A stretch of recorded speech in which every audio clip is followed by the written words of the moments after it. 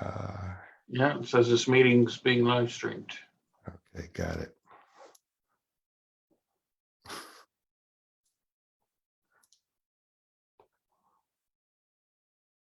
Yeah, we have to chat off of, there we go. Now I have to get back to the actual meeting. Boom. Okay. So, yeah, it's 6:02. Many blessings to all my relations in the four directions. Tanzania, Kanipuit, Wapaske, Mikasimi, Guanapio. I'm John Gonzalez with Standing Bear Network, and I'm talking to you here in Narragansett territory, and I honor the people on whose land I occupy at this moment. And we're going to be talking about the Indian Act tonight, and I have two incredible guests. And Thomas, he's calling in from Cross Lake. It's a fairly remote community, so it might take him a little longer to get on. But why don't we just get right into it? And Russ, would you be so kind as to introduce yourself? Yeah, Russ DIABO. I'm a member of the Mohawk Nation at Kahnawake. I live in Ontario, Innisfil, Ontario, about an hour north of Toronto on Lake Simcoe. I have a background as a policy analyst, and I was the Indian Act Amendment Coordinator for the Assembly of First Nations in 1996-97. So I'm familiar with the Act. I've written about it. I deal with it. Of course, it's still in effect today. So it's the main law they use to control and manage status Indians right through to today, since 1876. Yeah, and I recall the history in 1867 when the powers were actually divided up between the federal and provincial areas, which essentially made Indigenous people poor immediately and made the crown and provinces rich. So the Indian Act, it's like a complex. There's some complex mechanisms at work, and it's an honor to share space with somebody who's put so much knowledge, thought, and understanding into this, and communicating it to our grassroots communities. Please tell us more. Well, for myself, it was my grandmother, my paternal grandmother, that took me to the band office to get my band card when I was, I think at about 17, I guess. Yeah. And, I was living in the States, so she told me to get it for crossing the border, so I did that. And I started learning about the Indian Act more and more as I grew older, went to college and university, taking Native studies, studying it. And then also working with bands who have to deal with the Indian Act, and realizing in the Indian Act, they recognize two kinds of councils, a custom council and a Section 74 council. Section 74 of the Indian Act says when the minister deems it to be good for the band, he'll basically impose an elective system. And that's what they did in 1927 with Six Nations of the Grand River in Ontario. Excuse me. So the Indian Act was passed in 1876. It basically has two main conflicting or kind of schizophrenic objectives. On the one hand, it's to protect Indians and Indian lands from, encroaching white settlers and settlement. And on the other hand, it's to assimilate Indians until they could become fit for citizenship. What they say enfranchised, in other words, having the right to vote. But in order to do that, you had to lose your Indian status, because the Indian Act defines who's an Indian within the meaning of the Indian Act. if you look on your band card, it says that you're an Indian within the meaning of the Indian Act. So it's what one of my professors, Ryan Deloria Jr., said, those are what we call legal fictions. Really doesn't have anything to do with your identity, but it is a state-controlled process of determining who is a status Indian and who isn't. And that entitles you to get on the Indian registry, to be registered as an Indian within the meaning of the Indian Act. There's a general list kept in Ottawa at headquarters, and then there's band lists that are kept and updated. Often they're behind because the clerks, the band membership clerks, who basically report to Ottawa and who are charged with maintaining the band lists, often don't keep up with the births and the deaths. So often the band lists are out of date with actually what's going on with the membership. But yeah, the Indian Act is meant to control and manage Indians as defined by the Indian Act. The Indian Act defines what a band is. The Indian Act defines what a reserve is. The Indian Act defines the bylaw making powers of band councils. All the definitions are in the Indian Act. And the Indian Act's been amended from time to time, you know, like I said, from 1927 to 1951. That's when they, in 1927, those amendments restricted Indians from hiring lawyers, from holding ceremonies, from meeting without the permission of the Indian agent. And each reserve had an Indian agent to control and manage the,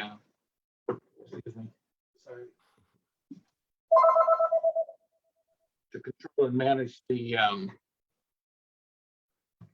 you know, the band councils and the bands. And they even had pass laws, which were never part of the Indian Act officially. And I think I mentioned before that there's a movie called The Pass System, documentary, which goes into the history of how the pass law was used in Canada.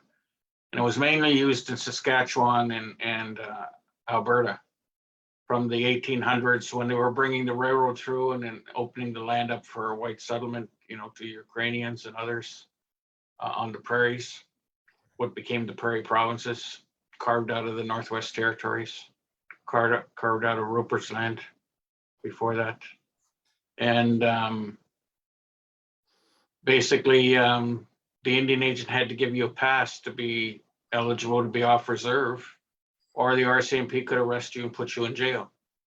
And having the pass laws controlled the movement of Indians for many reasons, you know, opening up the land, like I said, but also to stop Indians from going to see their children who were taken away from their families and communities and put into residential schools. So they didn't want Indians going there to the residential schools. So unless you had a pass, you couldn't leave and go, you know, find your children and try to see them at the residential schools. So that was part of the assimilation process, you know, actually genocide. And, you know, so from the 1927 amendments, when Indians couldn't hire lawyers, hold meetings or ceremonies, that's when the RCMP took a lot of material culture, because, you know, the ceremonial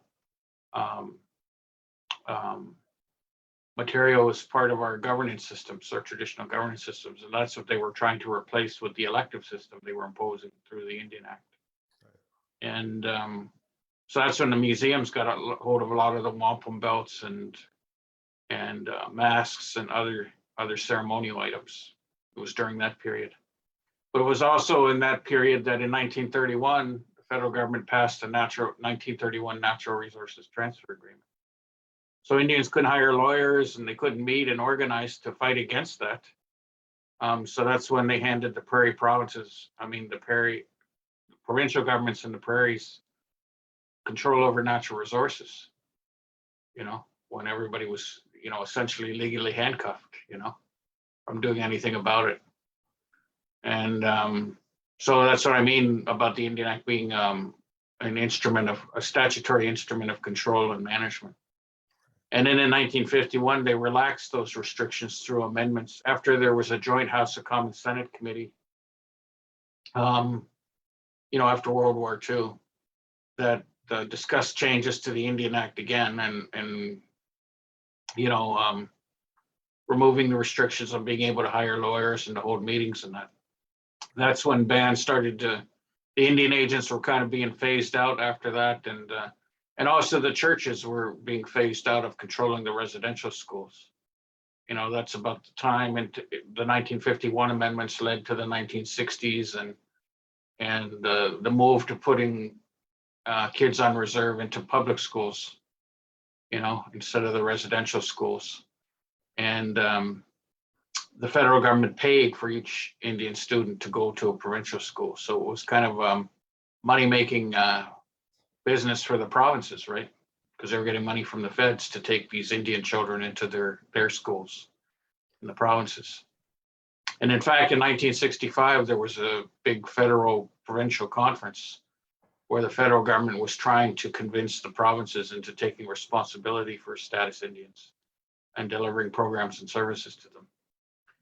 But the provinces disagreed, except for Ontario. Ontario agreed to start taking over for a fee to take over Indian child welfare. And so that started to lead to a situation in Ontario that was a little different than the other provinces. But the federal government for a long time has been trying to offload its ongoing obligations, treaty and fiduciary obligations, onto the provinces and onto the bands themselves. But the Indian Act is the main instrument that Parliament has used the government has used to approve money for programs and services on reserve. And the Treasury Board has to have a federal law or statute to allow for spending on federal programs. So that's where Indian education and health and welfare and housing and all those programs that are on reserve, they use the Indian Act, the sections of the Indian Act, to justify their spending on reserve.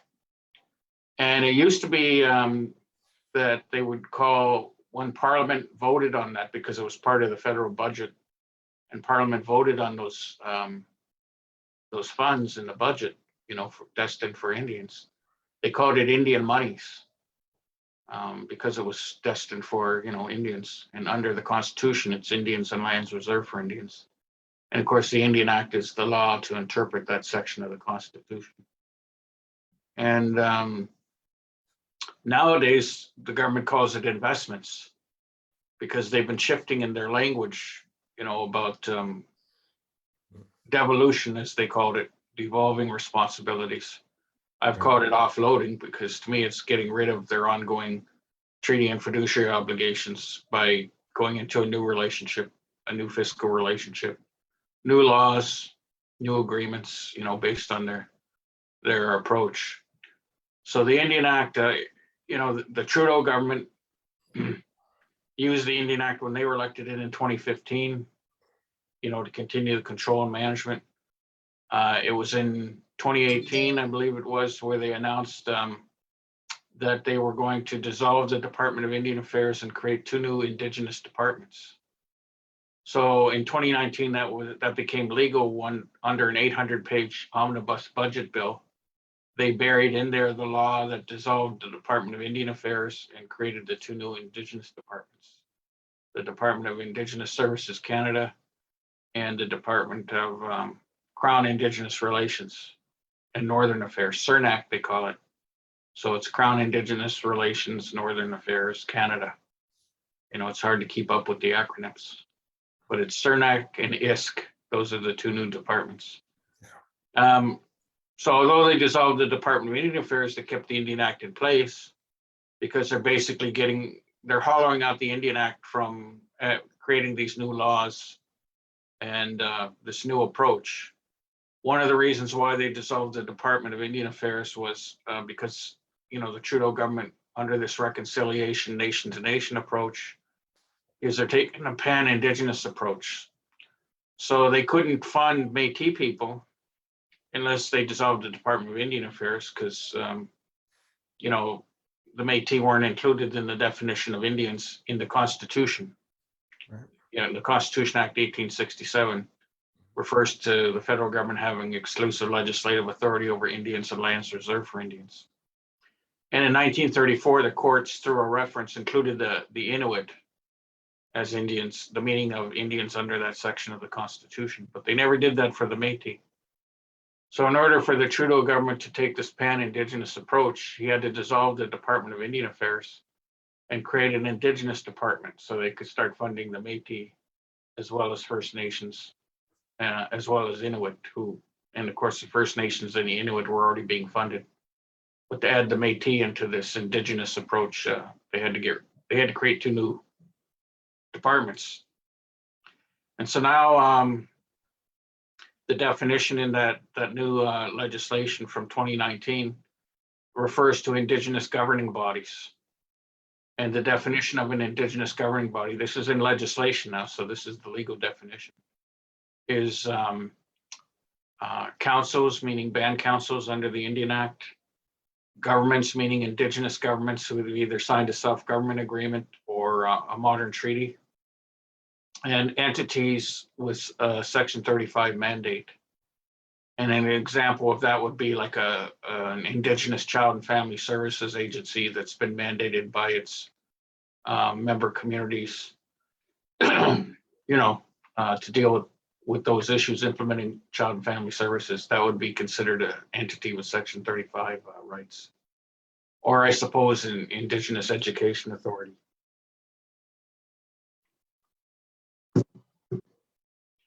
So the point is, under the Indigenous governing bodies, the feds control all the aspects of that definition, right? You have to get federal approval for anything the band council does, especially if it involves money. It has to be approved by Canada. Same thing with Indigenous governments. Once you're federally recognized as an Indigenous government, whether you're First Nations, Métis, or Inuit, you have to operate under the agreement, and the agreement is ratified by legislation. So in other words, and the same with the Child and Family Services Agency, right? It would be operating under Bill C-92, the Indigenous Child and Family Services Act. So the bands who are getting involved in that are the First Nations, is the other term they use for bands. Like in Cowessess, in Saskatchewan did an agreement, Child and Family Services Agreement. Prime Minister Trudeau went there before the federal election was called in last October, I believe it was. And he announced that they were entering into an agreement.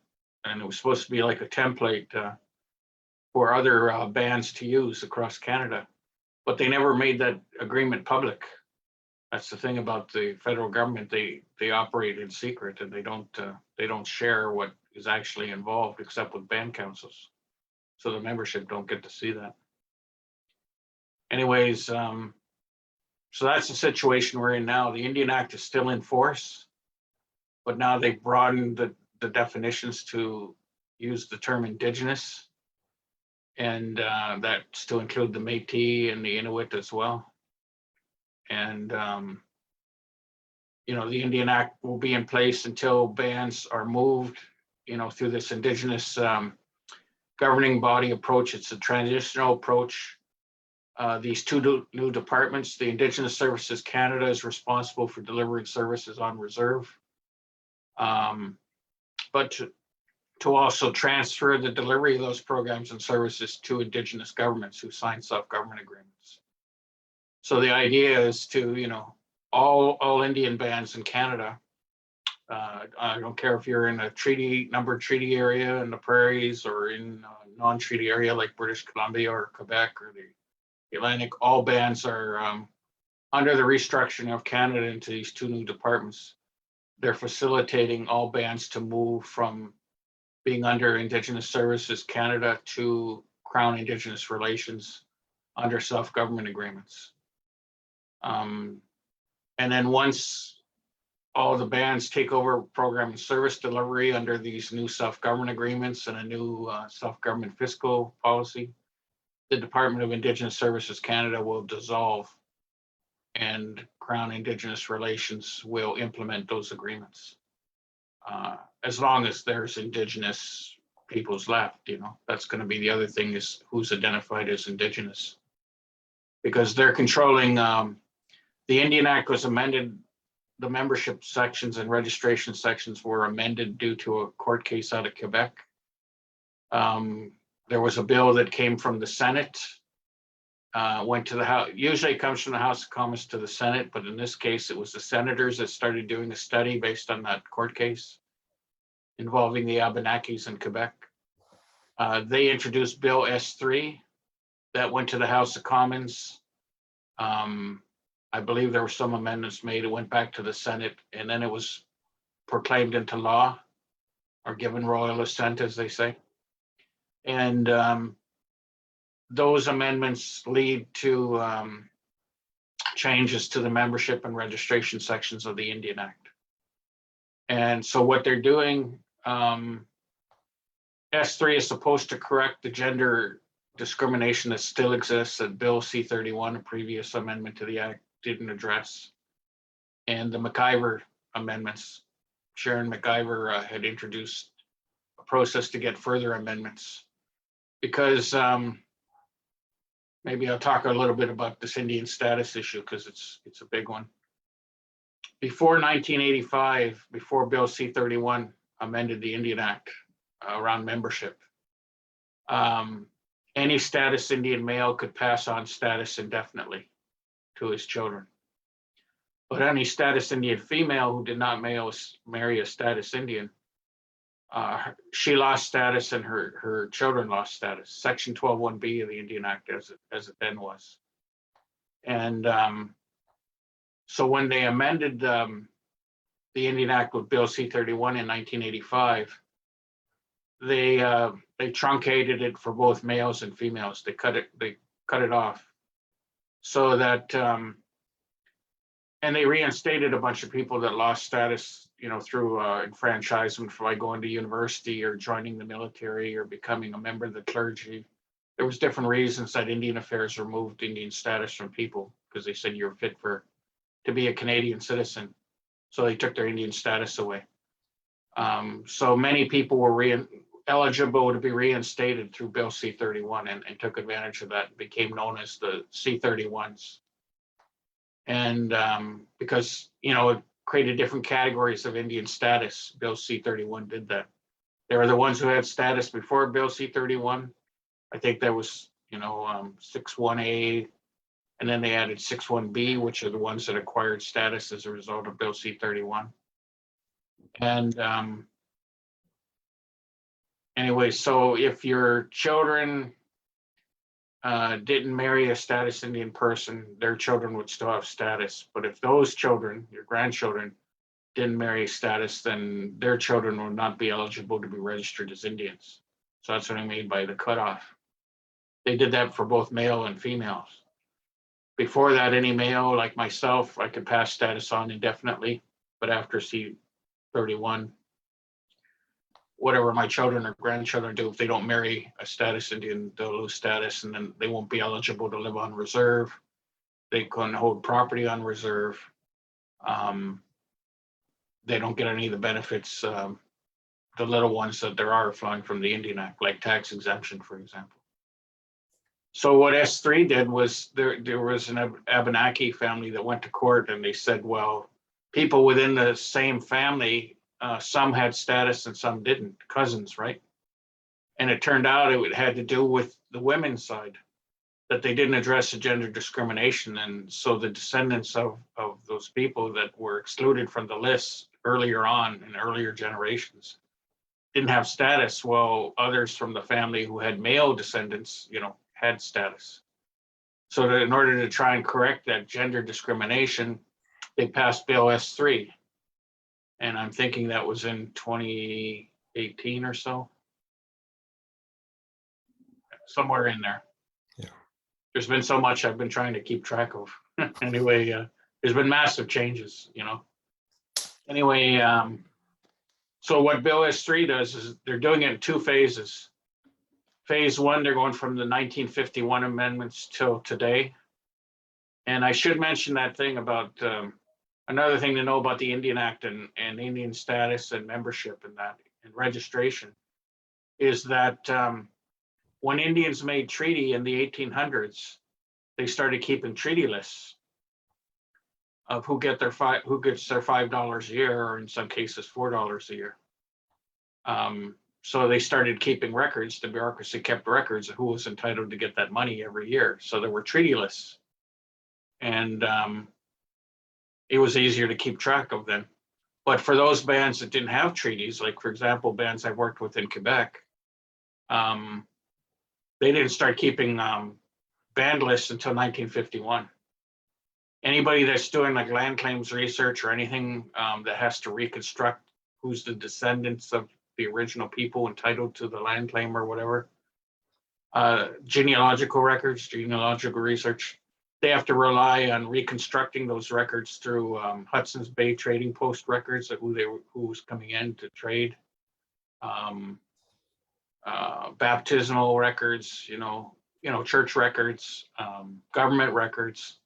Anybody doing that kind of research has to reconstruct the genealogical work. It's much more tedious.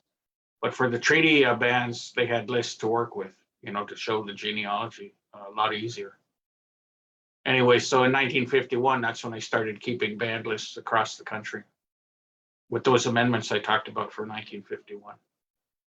And so S3 is going back in two phases. The first phase is to go back and see who's entitled to be registered as an Indian within the meaning of the Indian Act from 1951 to today. And the second phase will be going back to 1876 and tracing the discrimination, gender discrimination, all the way back to when the Indian Act was first adopted. I don't know how they're going to do that, but it's going to involve genealogical research for sure.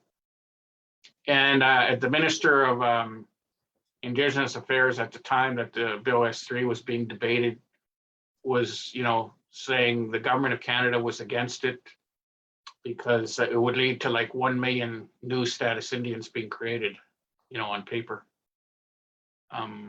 according to internal departmental research and projections. And so they were against it because every time there's a status Indian, the status Indian is entitled to certain services, like entitled to live on reserve. Good luck trying to find a house, but you could be entitled to get on the band list for housing. But there's already people on waiting lists there, so good luck with that. Post-secondary funding, that's a benefit if you get, status. But there's already waiting lists for that. So they're going to add all these new status Indians onto band lists. And like with Bill C-31, they did add some additional budgets to try and cover the additional numbers added under Bill C-31. They didn't do that for S3 as far as I know. So those are going to be issues, and I'm not sure of the details and, what papers you need to get documents to be entitled to be registered. I know for my own band, they don't even use the band list from the government. They have a Mohawk registry. So they're operating by their own rules in Ganawage. But most other bands, I think, are going along with what the federal government is saying with the band list. People are just getting added on there. But I don't know what the criteria they're using on. I haven't looked at that because I haven't had to deal with that myself. But I know there's a lot of people now trying to find out if they're entitled to be registered as a status Indian and get on their band list and entitled to any of these minimum services that you can get, including, like I say, tax exemption for goods delivered on reserve. That's Section 87 of the Indian Act. Property on reserve is tax exempt. And the courts have said income earned on reserve is property on reserve, so that's tax exempt. And the courts have even identified connecting factors. So if some activities are taking place off reserve, if it's connected back to the reserve somehow, then it's considered tax exempt. But Revenue Canada has been tracking all that, and they have rules about that. So anyway. Hey, Hi. Tansei. Let me give a brief introduction. For those who have just tuned in, we're on Standing Bear Network, and we have RUSS DIABO with us. And now joining us is Rita Monias from Pemichikamak territory. Could you give us a little introduction as to who you are, and let's get right into it. We'll talk more about the Indian Act. Wait, Tommy's gonna be joining. Okay. So it's going to be Rita Monias and Thomas Monias. I guess they're not going to have a camera.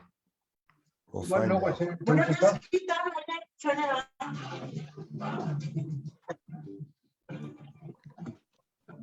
Good enough.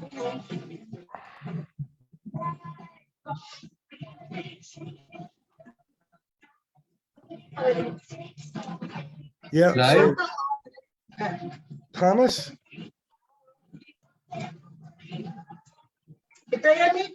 Hello, hey, Tansei.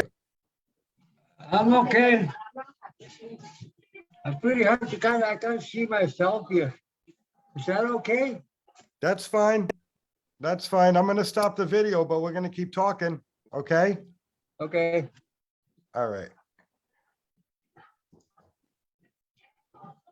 Okay. Can you hear us, Tommy? I can see you guys. Okay. So, yeah, could you just introduce yourself and I know you're anxious to contribute to the conversation.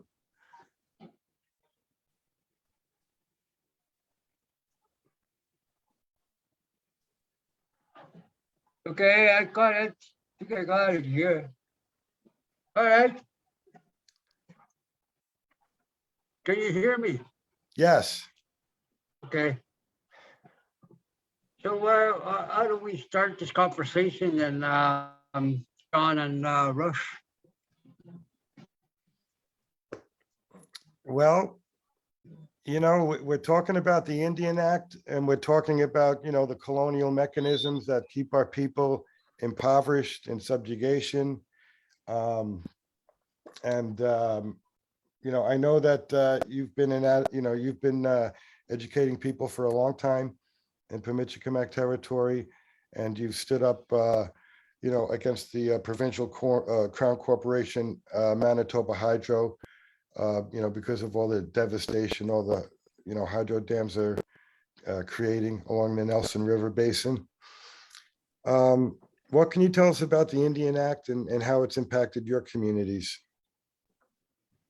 Well, it's been a long years about this Indian Act that has been here in our community, and I guess it started off back in 1879 when it first introduced the Indian Act, and from there on, a lot of events happened throughout those years. One of the most significant events that had happened under this Indian Act is setting up these residential schools, which we have one in our community, this community, I mean. And my experience when I first got into this process regarding the, when I was invited by the others who were not affected by residential school. They were basically elders who actually live off the land, waters and all that, and basically very cultured people. Spoke very highly Cree or Nehewin language, which is what they spoke, very high language, which none of us truly understand all of it. And we try to do our best to understand them, but other than that, to see how Indian Act developed as I am where I am now in 2022, is we moved, just thinking about that from 1993 when I started working for the elders, okay? When I look back, I wrote some stuff on Facebook that we've been radicalized to start believing that Indian Act is our life. It is who we are. Today, even today, people our people still hold on to this Indian Act, the band system. And knowing that in that section of 1688 of the Indian Act is where Canada, the province, corporations, especially crown corporations, hide in that system. So when we take a look at it with a lot of lawyers, which for the last since 1993 till still working with the lawyers, started to teach me that these Indian Act, not us, is somebody else writing this stuff somewhere in Ottawa, in the corridors of Ottawa, writing this law to define us, who we are. And then I meet Peter Grant from the Vancouver, who was one of the part of the legal council on Telcomok. One of them. One of the striking things that I learned is that the Supreme Court said that Aboriginal law exists. But what I started to realize is this, reading it over and talking to Colin Gillespie and some of my friends, especially from the elders that I remembered, they told me that, yes, it's there, they said, but we wouldn't necessarily have to follow it. We have our own processes that have it back, they used to say, Migiwap.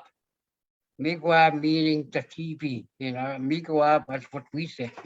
We have to go back there and relearn what we left behind there when Mr. Goose came. So we went back, my wife and some other people that went and learned. It is the hardest university you ever been because it's not written. He said, one of the elders said, the land is who we are. Says, but it's not the ownership of that land. The land owns us to live here, and we have to take care of it. And the language became a little harder for us to understand, okay? To say, Kiseman, Kisemansuin, Kisemawin. But in an English version or the Mistikusi version in the written language of their language, basically it's all sovereignty. And the elders told us that's where we need to go. I didn't understand that for a long time. Then I started reaching out and started talking to a lot of people, including I started reading his material. Strike me, not just now. It strike me is this. What you said when I was listening to your interview with John, you have very well knowledge of information about all those years that since the day Mr. Goose gets set into our land. And I revert back to Gideon McKay. He was my elder, he's passed on already. He always said to me, "Kinano makitaskino." In the English verse, he says, this is our country. This is where God put us. And that there, he said to me, in that word, he said, the word Kisem to put us here, meaning Great Spirit, God. So the word there, Kisem to. Kiseman, all refer back to this. Kiseman Siwin, God-given rights. Kisemawin, we will walk the way God directs us. That's what the Gideon said, that's the highest power. There's nothing else. And I asked him about this treaty, about our treaty, and he said, that's not important. He said, what's important is this, he says. You have to remember, you have to understand, he said, emancipation means all of it. And from the point of view, from the settlers, from the Scotia, the white people, they say culture, language, way of life. Okay, what the 4 criteria of being a nation. That's all of it. It's emancipation. Took me a while to understand that. And then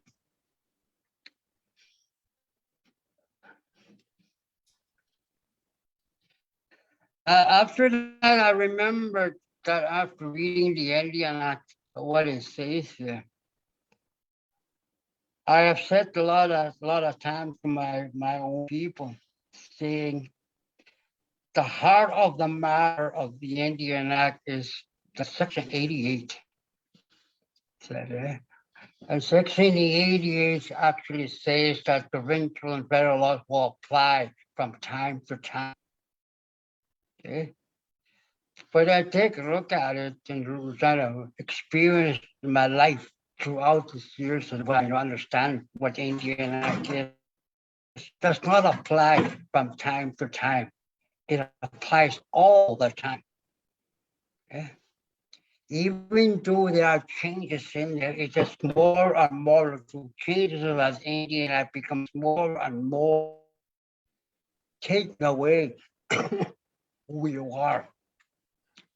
I just went to the store just now. I just came from there.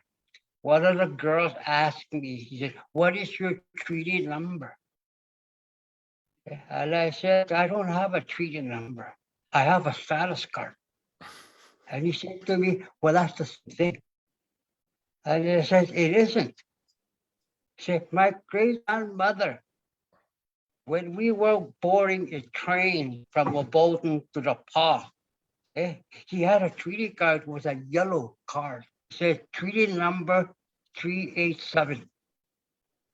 We went on a train free. That was the power of that treaty back then. I think I was around about 7 years old. We lost that because of the Indian Act. The other thing I understand is this, is that people, we go to gas stations, buy cigarettes, automatically they say to you, "What's your treaty number?" Immediately I said, I have a stuff that says 276-1321. I said, "Oh yeah," I said, "that's your treaty number." And he said, "It isn't. It's a status card." I said, we were walking around, North America with this card. We're proving it. We're proving the Canada and the provincial governments that we gave up everything.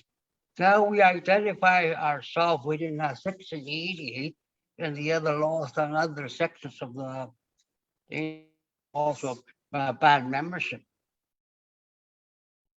We participate our own stealing of our own people with them. And I said to myself, that's gotta be, I felt stupid. When I take my card out and I showed this, it's just basically proving that you're landless. Your reserves has become a federal crown land. I'm just going to Russ and John. Well, the other thing I was approached by our people here. Here we have fealties under the Fealty Act. The band closed that down because of the COVID. Okay. Then we have another example. We have a vendor owned by people from outside under the Liquor Act. They make a decision to open it. Okay, while they live in Winnipeg. People ask me, should the chief and council should block the vendor? And I said to them, they can't, because they have to also implement the Section 88 of those laws, provincial laws. Okay, That's the reason why the guys from Winnipeg can open the vendor here in Cross Lake and build these circles, because that's the decision and the authority that was given to the chief and council, who are basically board of directors of all these programs. Now, that's just a little bit of examples of what we're seeing here on the right across the country. It's this.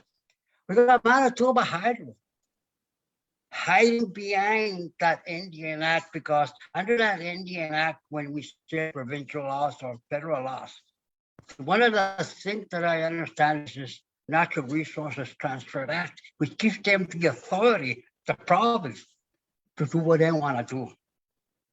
Okay, that's one thing. The second thing, in the Indian Act, where we live on Manitoba Hydro, they have Water Power Act.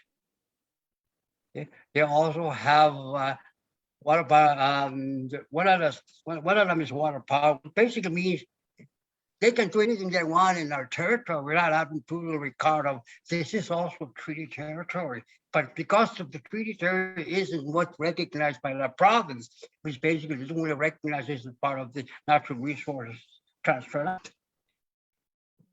So there's another one in there, and that's the Use of Hydro Act, which is also provincial law, and then Water Power Act is that. Okay, they make decisions over there, and then we talked about giving them consent. I spoke to Peter again about consent, and he said to me, he said, the band members under the Indian Act do not have the right to give consent. He said, and I said, why? Because you're stakeholders. You choose a board to make decisions for you. Who make decisions on behalf of Canada? Because Canada is a federal law which is called Indian Act. Okay? So basically, I said, so basically you're telling me we don't have any right to make decisions. He said, yes, you don't. So you have Colin Gillespie, you have me as your legal counsel back in the past. He said, we argue under our own laws in the courts, which is not your court. Argue your grievances under our laws, which is not your laws. See, we are basically a colonial lawyers practicing colonial laws, where you kind of fit in as Indigenous folk, okay? But you don't fit in there. Okay? That is the problem with our courts. It says they don't recognize Indigenous people as Indigenous to this land, which is basically Indigenous land, Indigenous soil. They don't see that, because the reason why they don't see it is because that's the way we've been all these years. It's just recently I started to recognize that this is actually still your country, your own country, your own land. And then I go back again to Gideon and the other elders said the same thing, and I didn't even went to university, but they knew. So my problem, not a problem, so I keep moving forward, and I said to myself, if that is the case, the Indian Act, what is it, what does it do to myself? Okay, to Peter and to Colin, he said nothing. It's basically an act that operates, to terminate your treaties, which no longer exists in your territory, he said to me. The only thing you have to comply or implement is what the law says to them, which we don't fit at all. So that's part of the Indian Act. That's the heart of the matter. That's all the other stuff that came in from Canada. Oh, before I forget. And I said, but in Canada, there's a Constitution of 1982 that says Section 35(1), hereby recognized Aboriginal treaty rights. Right? And Yeah. he said to me, that's BS. And I said, why? I said, unable to implement the Constitution of 1982, he said, you have to go to court. Lower court, higher court, Supreme Court of Canada to prove that's what that is, where you are, exactly where you are in your homeland. So they're saying you have to go about 5 to 10 years to prove that's where you used to be, your ancestors used to be. So Section 35(1) doesn't work. So they look what happened to the Delta movement, years and years and years, to the point where Supreme Court of Canada actually marked the territory, he said, because the people over there in British Columbia had an idea what their territory was, he said. Eh? It was good, and it's also bad, he said. The reason why it's not a good thing to do these things, he said, is because the people in British Columbia now have a boundary which is upstairs. When in fact, he said, people in British Columbia actually trade with the people in Alberta over the mountains. Said, eh? That's also part of their territory, including the people in Alberta. Hookshot trade with the people in British Columbia was also part of that. He says, that's the point where Canada will never go there. He said, that's why right now, he said to me, the treaties are being terminated by your own people, by the people who are operating under the Indian Act. The so-called chief and council, who are not actually the chief and council, they're actually the representatives of Canada, the crown. Yeah, that's who they are. So when you say chief and council, you're also now participating in the genocide of your people because you acknowledge them as chief and council. That under the Indian Act, that's who they are. So I go back to Gideon McKay and other people that were with, that I worked with, our elders, said we have to get out of there. Any times I meeting, pointing at the building, he said, we have to get rid of that. It's killing us. Okay? You have to take it away from here. We tried that. But because we've been radicalized, I keep using this, we've been radicalized now to defend the genocide and participate in genocide. This much like looking at the some of the world problems they're having in the old world where these people came from. Got radicalized people that are doing just about everything over there. So we've been radicalized to defend the Indian Act because that's all we know for the last 151 years.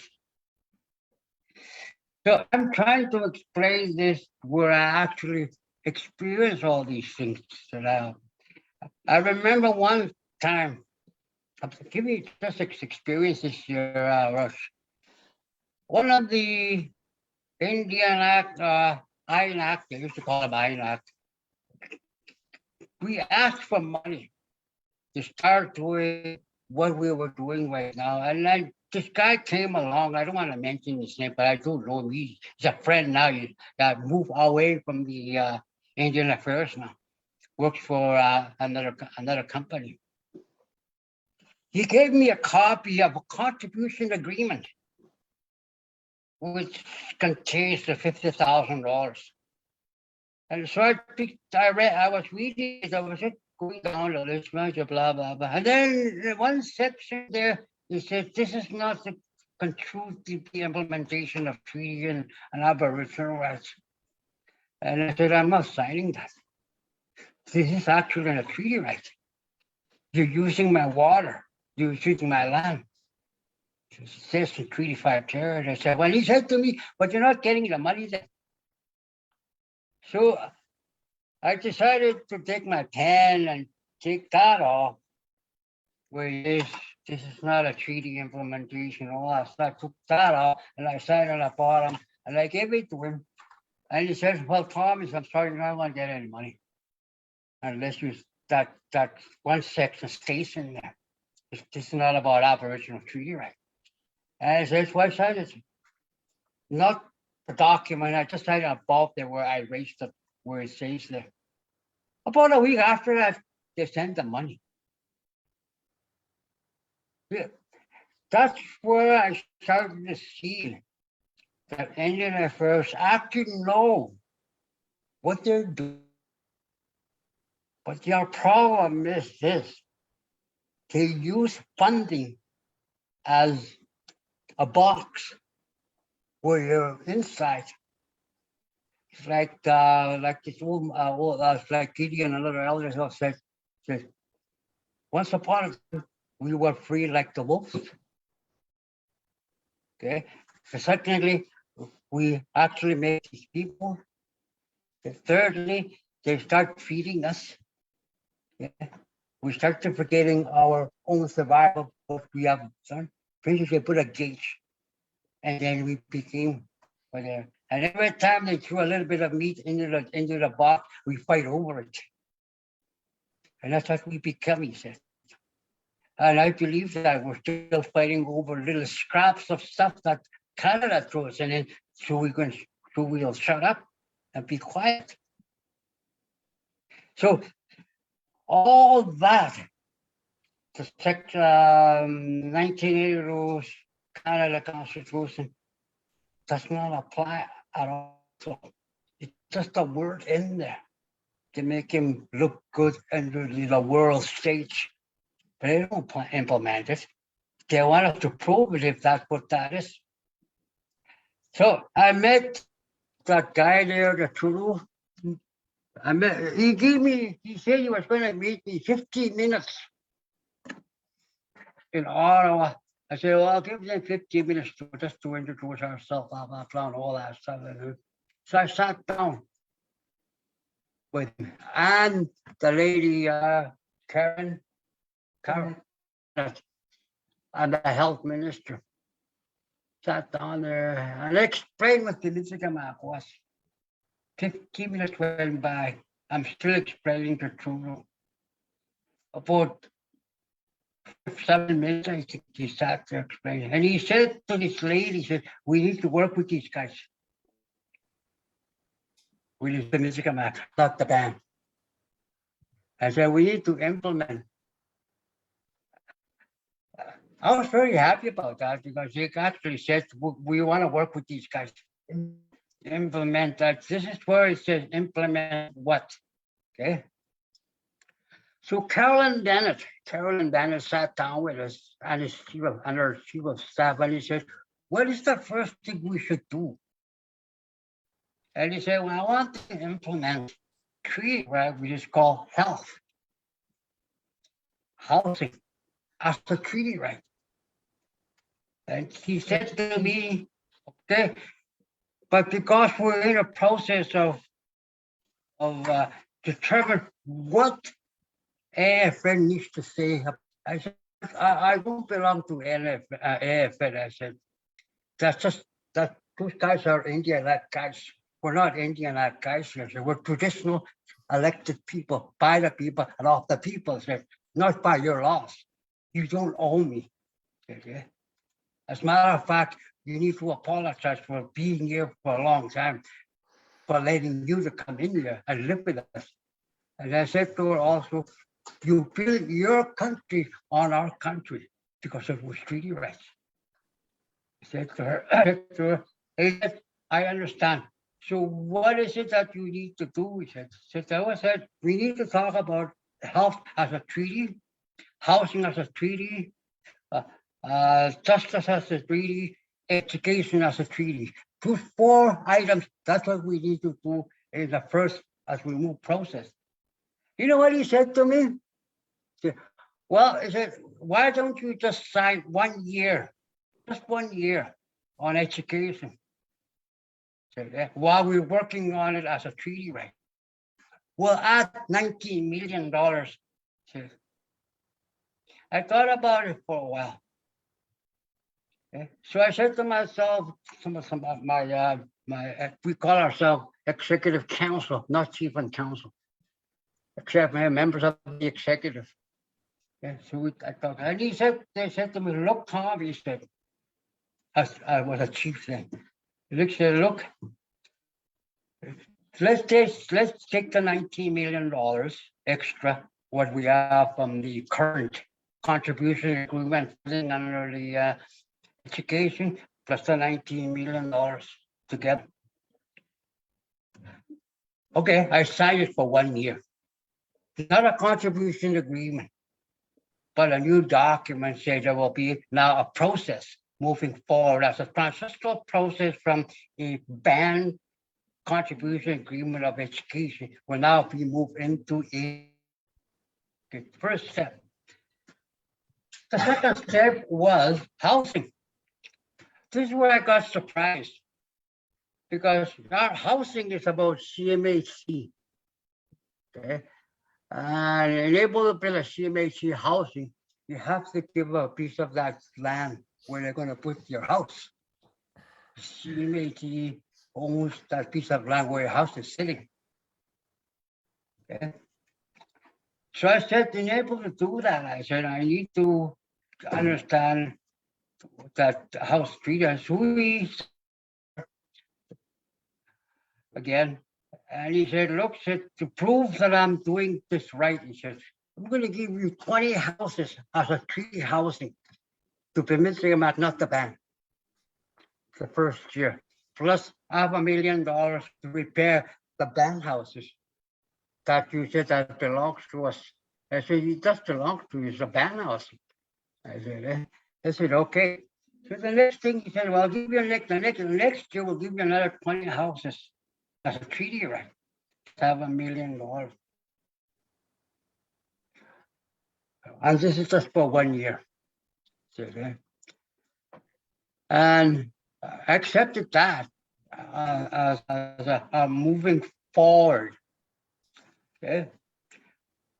So one of the things I wanted to mention is the Michigan is our traditional territory who signed the original Treaty 5 in 1875 is the Michigan people. We borrowed money, our own money, from Manitoba Hydro of $12.5 million to cover their debts to ban.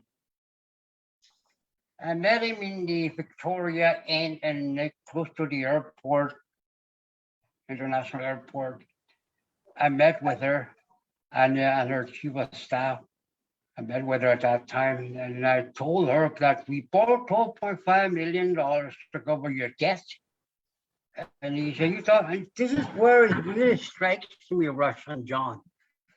He said, the Michigan Act has no authority to be borrowing money for our bands. That was a very striking thing, what she just said, our bands. And I said, well, we did borrow $12.5 million because your band, Cross-Leg Band, was in debt and it was about to go into receivership. So he said to me, what we need to do, he said, Chief, he said, I need all the documents and the checks to show me that you permitting me actually bail out my band, Cross-Leg Band. So we did that. They have a copy. So right now, as we speak, Canada owes the Michigan $12.5 million. See, this is where we begin to separate the band like that. We have this Michigan America has been around thousands and thousands of years, what we discovered from the elders who spoke about the Michigan Act. The Michigan Act is a signatory of 1875 treaty. Sebastian was his name. who signed that treaty. The band didn't exist till 1879. So the owners or the ownership or the people who respect that is 35 people right across our community. That's where I am, Rush. So I thought maybe I'll give you just a little bit of history of what we have done thus far. Okay, John? Look, Russ, yeah, can you respond? elders, Oh, John, we didn't discover from our elders. We just carried over the existence of the Michigama people in Inuit. So that's, I just wanted to correct that, because we were never discovered, we were already here. And it's just that tiny memorial thing that we have had about our from our grassroots. We should use that all the time instead of using the word discover, because we weren't discovered, we were already here. Okay. So that's where we are today, that we're still fighting against the ban system, okay? And what it was back then, thousands and thousands of years ago, okay? The people that the ban are really adamantly want to keep the ban as what it is, yeah, under the Indian Act. And they feel safe. They're not accountable. They're only accountable to the guy in Winnipeg who was the regional director of INAC. Okay, under the Indian Act, there is not even mentioned that there should be a public meeting to show the people where the money went. The only people who gotta get to see the accounting is the person regional financial director of in Manitoba, which I don't actually know if they actually send these financial documents to Ottawa. Okay. One of the things I also remembered is that one of the representatives Manitoba had to actually openly says to me and some of the people, us that were sitting down, and says, look, he says, you may say what you say here. He said, but I want to listen, but I want to hear what the leadership of Cross Lake Band is saying.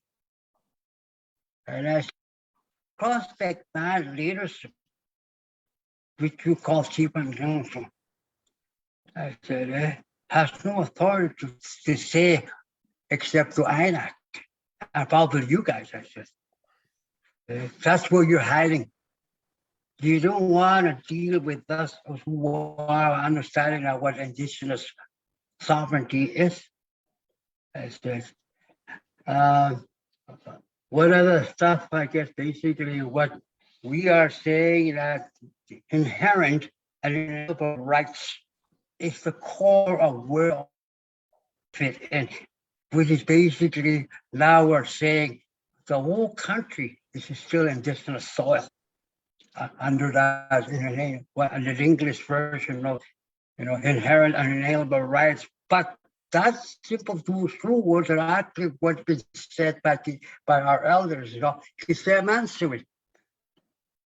So anyway, that's just a little bit of my experience of what I've learned, what I have learned as far in the last, 1 or 2 years after meeting with these elders.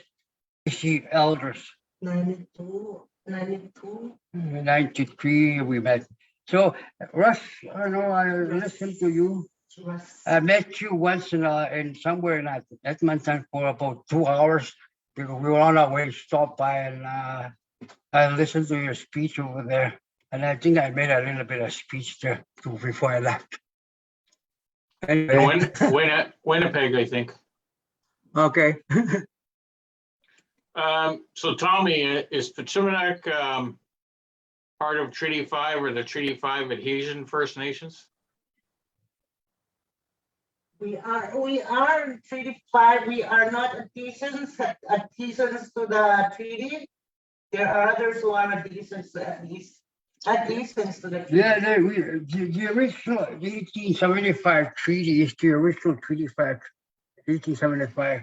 Then the other join in, call them adhesives. Okay, the add-ons into this. So Manitoba is about 2/3 of Treaty 5, all the way from up north, all the way down to Ashburn, down there. There's a Treaty 5 territory. Okay, the reason I ask is I was just looking at the list on the Government of Canada's website of their discussion tables, what they call these recognition and self-determination tables. And they have in Manitoba listed in Manitoba, they have the Birdtail Sioux First Nation, Kanopaquapa Dakota First Nation, Dakota Plains, Fisher River Cree Nation, Island Lake Tribal Council, Manitoba Métis Federation, Nisitawasi. yeah, Cree Nation, Sioux Valley, Dakota Nation, Treaty Number 2 First Nations, and Treaty 5 and Treaty 5 Adhesion First Nations. Those are the tables in Manitoba. So this, listening to what you're saying of what Carolyn Bennett offered in the agreements you signed, to me, I think she has a mandate from the federal cabinet. And these are non-binding discussion tables, these recognition tables. And the purpose of them is to get to a joint negotiation mandate. And in order to get to a joint negotiation mandate, all these different recognition tables in different provinces, it's not just Manitoba, they're right across the country. Trudeau set those up. And in order to get to that joint negotiation mandate, the federal representative has to agree to take forward a position for a negotiation mandate to the federal cabinet. And if provincial areas of jurisdiction involved, the provincial representatives have to agree to take it to the provincial cabinet in order to get a mandate to negotiate, which will be then legally binding negotiations. So I know they're funding these recognition tables because what they said at the beginning is they can talk about, First Nations can talk about anything they want at those tables. And Joe Wild is the guy that's been running them, the Senior Associate Deputy Minister of Crown Indigenous Relations. He's the guy in charge of all those tables. And he came from Privy Council. He's a lawyer. Harper appointed him before Trudeau got elected in. Joe Wild was head of Treaties and Aboriginal Governance, TAG, under what they called Indigenous and Northern Affairs Canada, INAC. Anyway, when Trudeau came in, he created these recognition tables to be discussion tables, not legally binding. But what they want to do is get everybody into these negotiation tables, which are legally binding. And they want all bands to sign self-government agreements because they're using that 1995 inherent right to self-government policy that Chrétien imposed, but they put money to that policy. So hundreds of bands are at those tables. And that's the policy that they're using for all discussions and all negotiations in Canada. And Trudeau told Regina Crowchild I don't know if you were watching that AFN meeting in December. Regina Crowchild asked Trudeau a question during the question and answer because Trudeau came on. It was a virtual assembly, right? A Zoom call like this. And Regina Crowchild said, David Lametti came and spoke. He's the Justice Minister. He replaced Jody Wilson-Raybould. She said, David Lametti told them that they have to deconstruct colonialism. And what Regina told Trudeau is she said, that means getting rid of the Indian Act, she says. Does that mean you want us to forget about treaty and just become a municipality? That's what she asked Trudeau. And Trudeau didn't answer her question directly. What Trudeau said was, and this is all, you know, there's a video of Trudeau, this exchange. It's online if you want to watch it. But Trudeau told her, he said, you know, all First Nations are on a journey to self-government. He said some have achieved that journey, meaning the ones, there's dozens of bands that have signed self-government agreements or modern treaties, and others are working to achieve it, he said. But he made it clear that the journey of reconciliation is to lead to full self-government status, is what he said. That's what all these negotiations, the destination they're all to lead at, for all bands.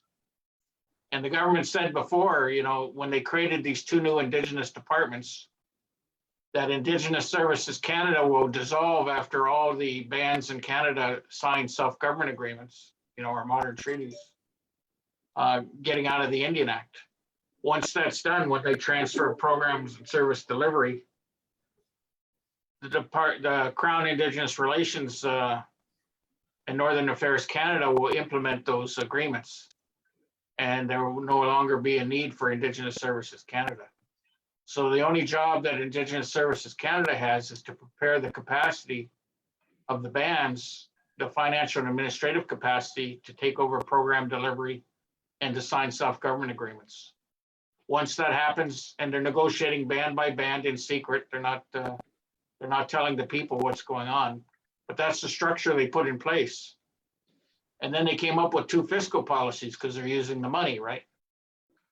For the bands under the Indian Act, they're offering them 10-year grants if they can meet criteria to show that they can properly manage the money for that long. And they're using the First Nations Financial Management Board, which based in BC, in Vancouver there. They're using them to help manage that process. You know, they're a national institution created by by Chrétien. And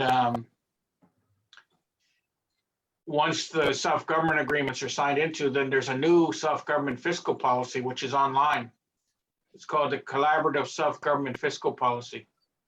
And it's based on own source revenue, which, you know, means taxation. And some bands have signed on to that already.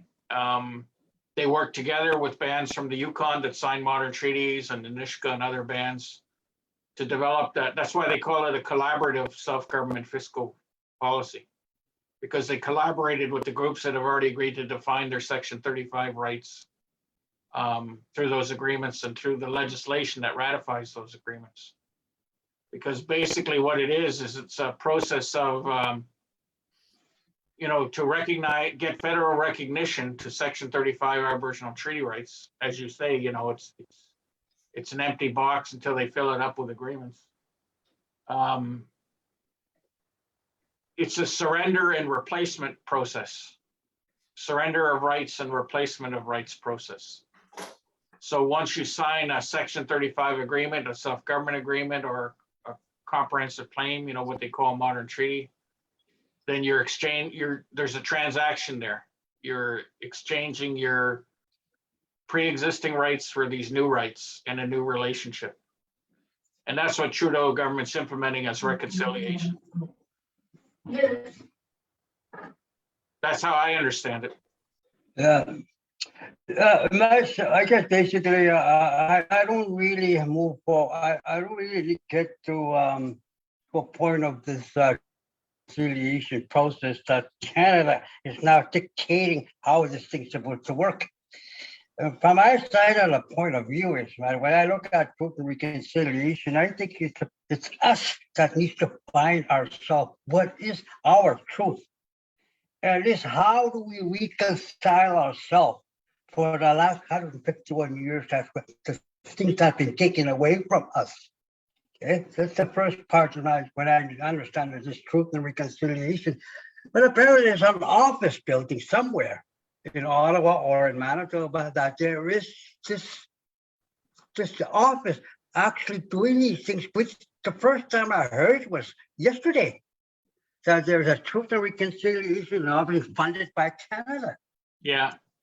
Probably Manitoba too. It's in Winnipeg. Oh, okay. I should go ask for money there and not tell them what we need to do. Probably throw me out.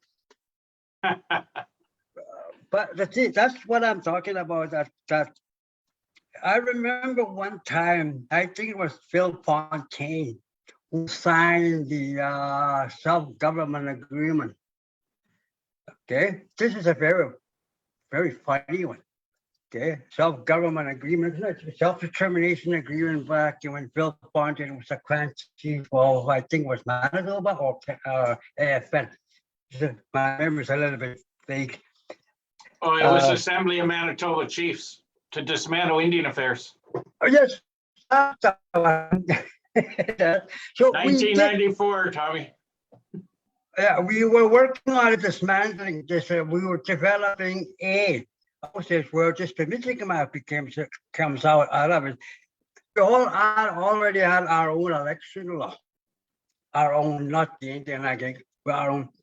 So we went to ask for funding for that dismantling of any reverse funding to help us. We can dismantle the ban here. We didn't meet the criteria. I said, you have to follow these. You have to get permission. You got to write up your proposal. You got to do this. And then we'll look at it if it fits all the criteria according to the agreement. By the way, we never got the money because we didn't fit in. So we left of that. So that's when you said truth and reconciliation regarding to our people. I think our people need to face the truth where we are today and enable to reconcile. I think to reconcile, we also need to know who the heck are we? Are we who we say sovereign people, or are we saying under the ban umbrella sovereign? For example, like First Nation. I remember many years ago when I first heard that was coined by one of the people in education who said First Nation, and he got paid 200 grand to come up with this idea of a First Nation.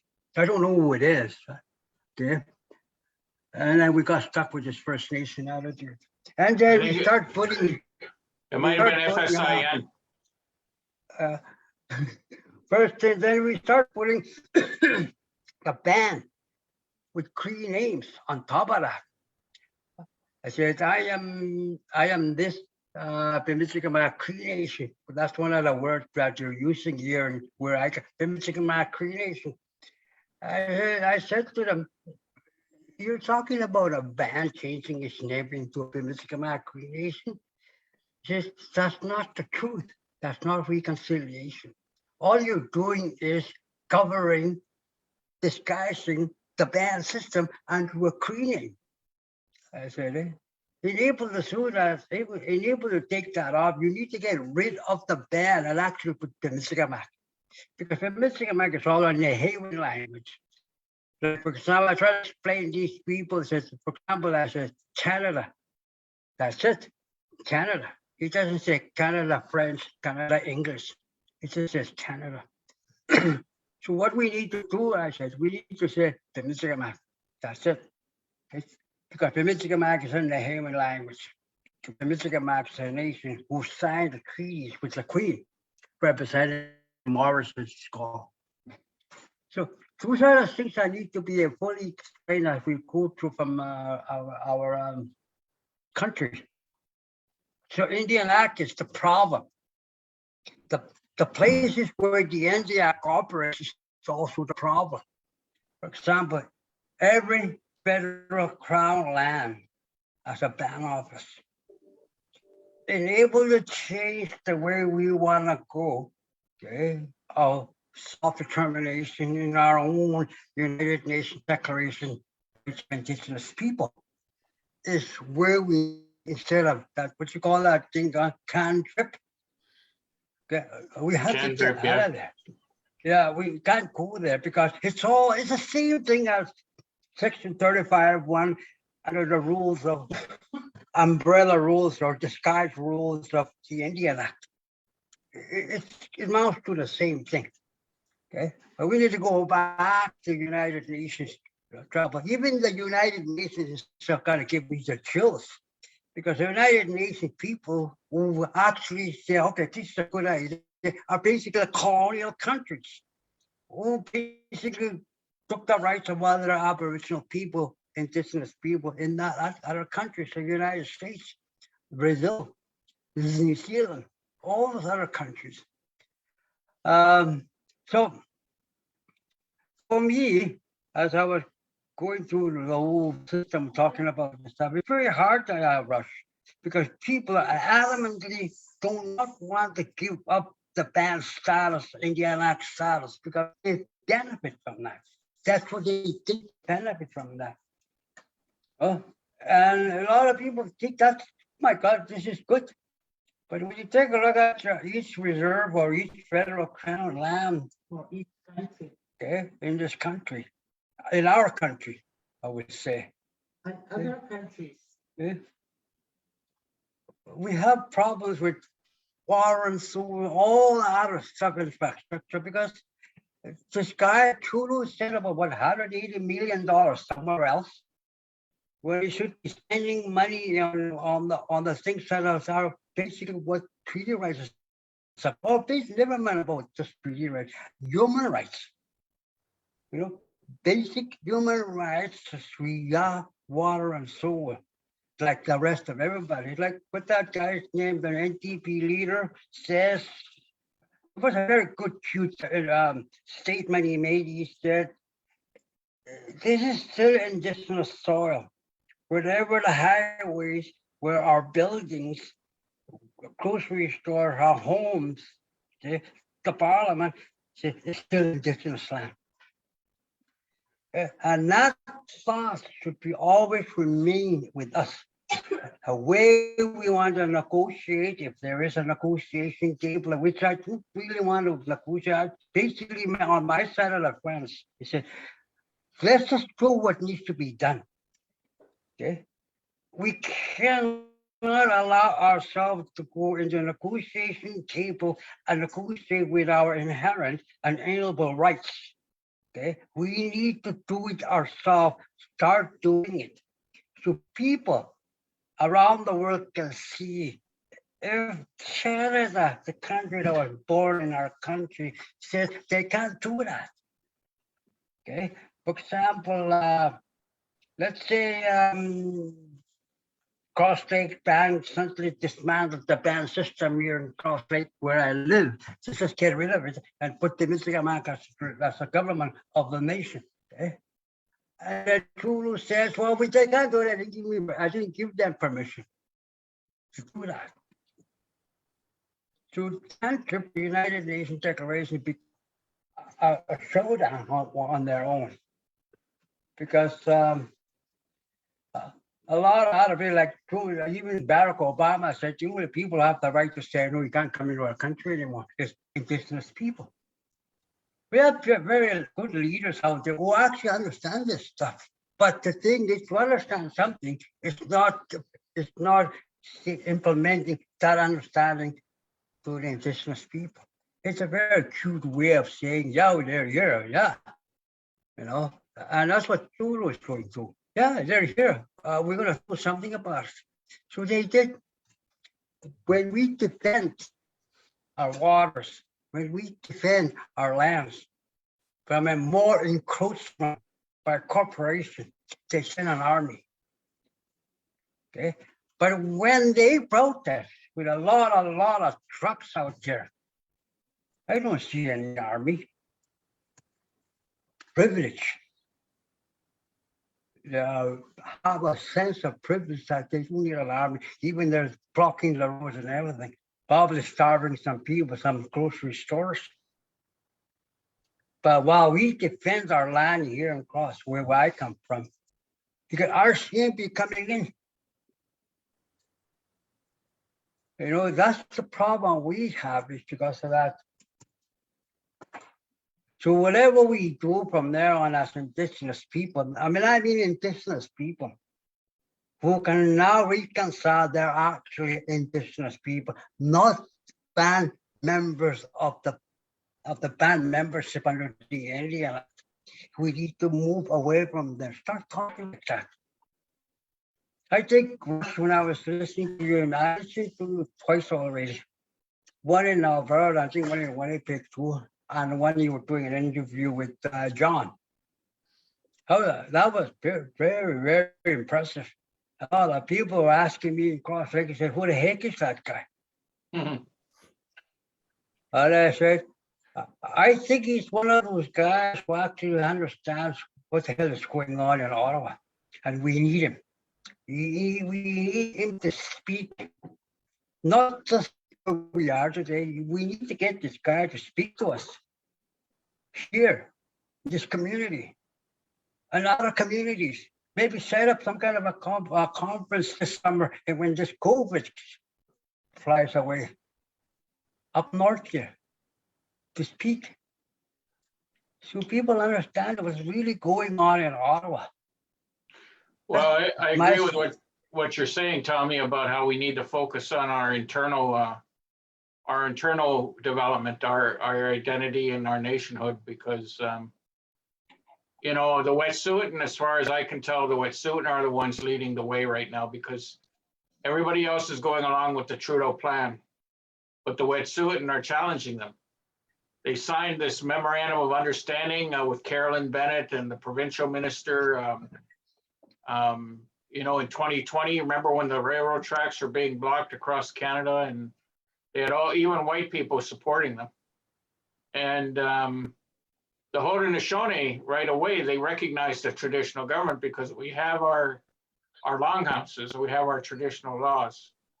We just don't have the elected band councils, you know. In a way, there's kind of like a parallel system of government in each of the Haudenosaunee communities between the band office and the longhouse and the clans, you know, and the traditional chiefs and the people. So when the Wet'suwet'en did what they did, you know, our people supported that right away because they recognized, you know, they were fighting for the land as a traditional government, a traditional clan-based government, you know, which in their area existed for thousands of years too. And that's why Haudenosaunee went out there to support them. And also they blocked, well, they didn't block the railroad tracks at Tyendinaga. They pulled that big truck up next to the tracks. And the company was afraid, I think it was CN Rail or CP Rail, I can't remember. Whichever rail track it is, they were afraid to put the trains down that track with the Mohawks having that big snowplow there, that big truck. And in Ganawagi, they blocked a small commuter train track because it went right through the reserve. But my point is that the Wet'suwet'en are a traditional government. They're not under the Indian Act. Their clans aren't under the Indian Act. They're doing exactly what you're saying. They're operating on Wet'suwet'en law and government. And they're working to protect their land from that pipeline. And, you know, in the Haudenosaunee communities, that's what we've been talking about too for, well, certainly since the late 1800s, early 1900s, is how do we return to traditional government? Because the majority of the people want to see that. There are people who vote in the elections, and that's where the money comes in to the bands from Ottawa. You know the story, the same thing, Section 88, but the other sections of the Indian Act too, right? And taxation is a big issue because in my community, it's economic development that people are concerned about. Because, you know, they're surrounded, right? Ganawagi is surrounded by non-native municipalities now. So the people are looking for a way to survive into the future. And they're looking at economic development as the way to do that, to be a sustainable development. And that's what the Wet'suwet'en are saying too, right? And I guess the problem I see is our people are brainwashed, but they're also in poverty and dependency, and that's what the federal government is using, and the provinces too are using that poverty to try and push things that go against our own laws. And that's what people accept, right? Based on the dependency, they sign those funding agreements with the terms and conditions in them. And now Trudeau's passed a law to interpret the UN declaration, the international standards domestically, using Section 35 common law. Because like you, I was around when Trudeau brought that new constitution in back in 1982. And when the Queen came over and signed it into law on Parliament Hill, I was there, I saw that. I wasn't physically on Parliament Hill, but I watched on TV. And they had a Section 37 in that new constitution. Because the Prime Minister Trudeau, Pierre Trudeau, was supposed to hold a meeting within 1 year of that new constitution becoming law. A First Ministers Conference on Aboriginal matters to identify and define the meaning of Aboriginal and treaty rights in Section 35. And I remember he held that meeting in 1983. And you probably remember when Trudeau was bringing that constitution, he had to go to England, and there were First Nations, treaty nations fighting it, and some from BC fighting against patriation. They tried to block the Canada Bill from passing through the House of Lords and that in England. And they had Chief Justice, I forget his name, but they had a British judge rule that it was legal for Canada to patriate the Constitution, but they had to honor their promises as long as the sun shines and the grass grows. He used treaty language in his decision. And that 1983 meeting, that's when they agreed to 3 more meetings. They amended the Constitution to say land claims agreements are treaties and that laws will be applied equally to men and women. But what I remember about that 1983 meeting was it was supposed to identify, there was supposed to be a political agreement on the meaning of Section 35. That's what the purpose of Section 37 was, to hold that meeting. But mostly it was Native women coming there talking about the discrimination and losing status under the Indian Act. Most of the meeting talked about that. And so they had a side meeting going on to amend the Constitution, and they did that. And what got lost in the process was the meetings were no longer. One of the things. Well, let me just finish. The meetings were no longer about defining Aboriginal treaty rights through a political agreement. It was just about holding meetings. And those talks ended in failure. That's all I wanted to say. And then the courts took over. Yeah.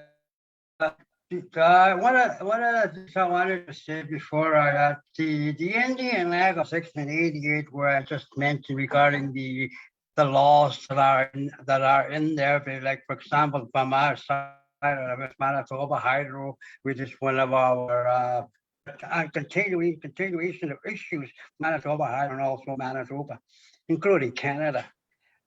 And when you talk about economic development, okay. When you take a look at the sections of Indian Act of 1688, which basically where it says Water Power Act, Hydro Act, and also Natural Resource, all those laws that are provincial carries as the provincial laws. We basically, on our side of the fence as Indigenous people, we are providing economic development for the people, the laws that are written in there. 90% of this economic development actually goes down south for their own benefit. We do provide economic development for the province by using our rivers, our lakes, our land as a source of energy that goes down to Winnipeg and down into the United States. We are the providers of economic development, okay? But because of 1688, okay, we end up 5% of it. And that 5% of it under the Indian Act, what we say, a piece of economic development, we have to fight for it in their courts. Through anybody says to me when I'm in Winnipeg, he says, go home. I am already home. That's one point I want to do, but go back. And I said to them, look, you guys, my hydro bill is over 1,000 a month, especially in the winter. And I have lived in one where my hydro bill is around about $5 a month, 200, Not even 100. not even a month, you know, like, okay. Here in Cross Lake, we pay $1,000 on winter. And in the summer, it doesn't go down very much. We're probably still paying around about $600 to $400 a month. So all that money, economic development actually goes down south. We end up here, basically all of us are homeless. Okay? We've got about 1,000 people, maybe more now, don't have homes. There's about maybe also over there, food, water and sewer. We're using water tank and sewer system parked in our houses outside. And even here, right now, we don't even have water because the river went dry. Our barrel is dry. And we need the gates in Jendrik are closed. There's no water coming in. The riverbed is probably dry. So this is where the economic development becomes their side of the fence, not ours. So, Tommy, I don't know if you remember Arthur Manuel. You know, he's passed away now. But, Yeah, no, I remember it. yeah, so when Arthur wasn't chief anymore, he created an organization called the Indigenous Network on Economies and Trade, INET. And Art went and got into the softwood lumber fight, the first one they had back in, I guess, 2017. No, before that, 2015, somewhere in there. And it was after the Delgamuukw decision, right? Because the Delgamuukw decision came down in 1997. And Art started arguing with the bond agencies. You know, he said that, you know, Canada owes money. It's not reflected in their financial statements. You know, that they're not respecting Aboriginal and treaty rights. You know, the contingent liabilities are not listed in financial statements. And then he got involved in the softwood lumber fight, and he said he went down to the United States into Washington, D.C. And he said, and he had some groups supporting him too, from treaty areas as well as from BC. And his argument to the trade tribunal for NAFTA, the North American Free Trade Agreement, the binational panel, was that First Nations in Canada are not benefiting from the softwood lumber. The prices of the softwood lumber coming from Canada do not reflect the Aboriginal treaty rights of the peoples from the forest where the softwood lumber is coming from. There's no benefits. You know, it's going to the provinces and to the companies, you know, and to the federal government through taxes. And so he made that argument, you know, and he said that's an unfair trade subsidy. And he made that argument and he won. The binational panel agreed with him. And then he took that argument to the World Trade Organization, the same argument, arguing that Canada's, development of natural resources is an unfair trade subsidy because it doesn't respect the Aboriginal treaty rights of Aboriginal peoples. And they agreed too. They said that means those are unfair trade subsidies. But you know, when he died, nobody followed up on his work because AFN and those leaders in BC are all going along with the federal government. When Perry Bellegarde was national chief and they negotiated that new NAFTA agreement, there's a general exceptions clause in that NAFTA, the new NAFTA. I don't know if you ever read it, Tommy, but what it says is that the exemption from trade in the Americas, like in Canada, the US, and Mexico, because that's all part of North America, is it's based on recognized Section 35 rights. So by defining trade exemptions under those rights, that means you've got to have a self-government agreement, or you've got to have a modern treaty, or some other agreement that the federal government has ratified through legislation. You know, these Aboriginal treaty rights, defining them through these agreements.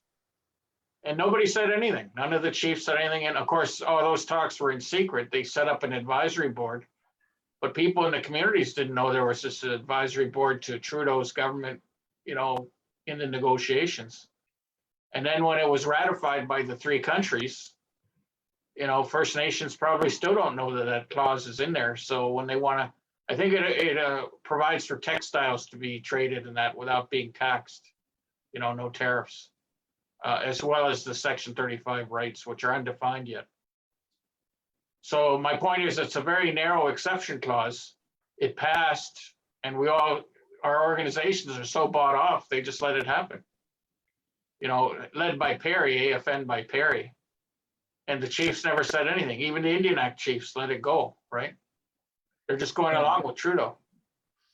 And the people don't know because this is all a top-down secretive approach that's been going on since Trudeau formed the government in 2015. And you know what he did, Tommy? The first thing he did in January of 2016, he promoted Michael Warnick as clerk of the Privy Council as the top bureaucrat. And I don't know if you remember Michael Warnick, but he was Stephen Harper's deputy minister of Indigenous Affairs for 9 years. And he's the guy that, you know, spied on Cindy Blackstock and, you know, spied on communities opposing resource extraction. And, you know, he put, you know, he did a whole bunch of things that weren't good for First Nations. So Trudeau promoted him. And as soon as Trudeau put him as the top guy in charge of implementing his 2015 promises, I knew we were in trouble because I knew Warnick. I knew Warnick from working with the Algonquins of Barrier Lake, who were a custom band. And it was Warnick that advised the Minister of Indian Affairs to force them into the elective system from custom. And they weren't supposed to interfere in the internal affairs of a custom band, but they did. And so now that band's under the elective system. But it was Warnick that was behind all of that. And it's Warnick that set up Trudeau's plan, his reconciliation plan that he's implementing now. And then Warnick had to leave because of that SNC Lavalin scandal, you know, because of his involvement with Jody Wilson-Raybould, telling her what to do and stuff, you know. Yeah, look, Rush, I was at Barry Lake with Arthur Manuel, went to visit there to take a look at the community, and on the way down to the community, traveling down there, going to Quebec, on the road there. But when you get close to the Barry Lake community, I started to see signs on the road that there's no Indian Act election here. And by the time I get to the community, I can see all the posters on the road and also on the windows. There's no Indian Act election here. I was very much of surprised to see that they didn't have anybody. There's not even a band office in their community, and Yeah, yet they burned were down. very. It burned down. That's right. So I was very surprised when I see that. That's where I met Arthur Manuel on that day. I spent about a couple of days with two people, and we had a very good, lively chat because I was still naive myself and able to I listened to what he was talking about, exactly what you just said just a while ago. He's a good man. Yeah, I miss that guy. But my point is, he was working on high-level things like what you're talking about. But our problem is we don't have leaders like that around. All the Indian Act leaders. And that's the other thing Trudeau did, right? Is he used the money to buy off all the band offices and the band councils to be quiet about what he was doing, because they got more money, you know, so they could say to their people, we got more education dollars and we got some more housing dollars and health dollars. And so that quieted everybody up. But I agree with you, you know, we have to start, it's about decision-making, involving the people in decision-making, because the Indian Act cut the people out of the decision-making. You know, it was the Indian agent, and then the Indian agent was taken over by the band council. And under international standards, we're supposed to be able to choose our own leaders and make our own decisions through our own Indigenous institutions and procedures. But that's not what's happening. They're using the band councils and the band offices to make the decisions through band council resolutions. You know, even to implement the UN declaration, they're doing that. And there are people, you know, I guess they don't know how, many of the communities don't know how to organize in a traditional way to hold gatherings and make decisions as people, you know, to exercise that sovereignty or self-determination you were talking about. Until, and I don't see all bands doing that. To me, there's going to be some bands that are going to agree to become like municipalities, and some bands that still remember their identity and are going to fight for, you know, their own identity and work on their internal laws and everything. I don't see it as being like one standard approach. It's going to be like a quilt. It's not going to be one blanket. It's going to be a quilt of different patches. And that's what I see happening. Is some are like the Wet'suwet'en, right? The Wet'suwet'en are fighting for that. Our Haudenosaunee communities are debating that now too, between the elective system and the traditional system. Other communities that still have, you know, their identity, remember their laws, they're going to fight back against Trudeau, I'm pretty sure. But the majority of them are going along with Trudeau. They're following the money because it's the easy road. And the way Trudeau's leading them right into the trap of becoming this fourth level government, he calls it, an Indigenous government. And under this new fiscal policy where you gotta have taxes, and if you want economic development, like you say, Section 88 means you got to apply provincial laws and federal corporate laws. And in fact, they want to turn bands into corporations. You remember in 2018, he proposed a rights recognition framework, and First Nations across Canada rejected that. They wanted to pass a law for First Nations, Métis, and Inuit. And in there, they wanted to have Indigenous governments to have the laws of a natural person. And that means a corporation, like a federally created corporation. That's what they wanted. And after AFN rejected it, Carolyn Bennett told the media, she said, well, we're going to continue to pursue that framework, but we're going to do it with our partners at the tables. So in other words, instead of trying to pass the law, like, you know, I was the Indian Act Amendments coordinator when Ovid was national chief. And we fought with Ron Irwin against the Indian Act Optional Modification Act under Chrétien, because what they wanted to do was to replace the Indian Act with a new law. And it said that they wanted bands to have the same the laws of a natural person, meaning a corporation. And we beat them. We did the analysis and told the chiefs it's worse than the status quo. They agreed with us. And they fought against Bill C-79 it was. And it died when Chrétien called an election in 1997. But it came back as the First Nations Governance Act. And it had that same clause in there about turning bands into corporations, you know, having the power and capacity of a natural person. And that's what they're still pushing now. But they realize they can't get it through like a national law, like they tried to before, right? Those two bills were defeated, the First Nations Governance Act and the Indian Act Optional Modification Act. And the rights recognition framework was rejected. So they're doing it in secret at the different tables, trying to get those principles accepted band by band, agreement by agreement. And the people don't even know this is going on because it's in secret. And it's all using the Indian Act band councils and band office staff. So that's what we're up against, Tommy. Yeah, I know. I understand. All right, I guess basically, John, I'm hungry. Okay, blessings, Tommy and Russ. I want to thank you both, you know, from the bottom of my heart for you know, what's essentially become a webinar. We've been on for a couple of hours.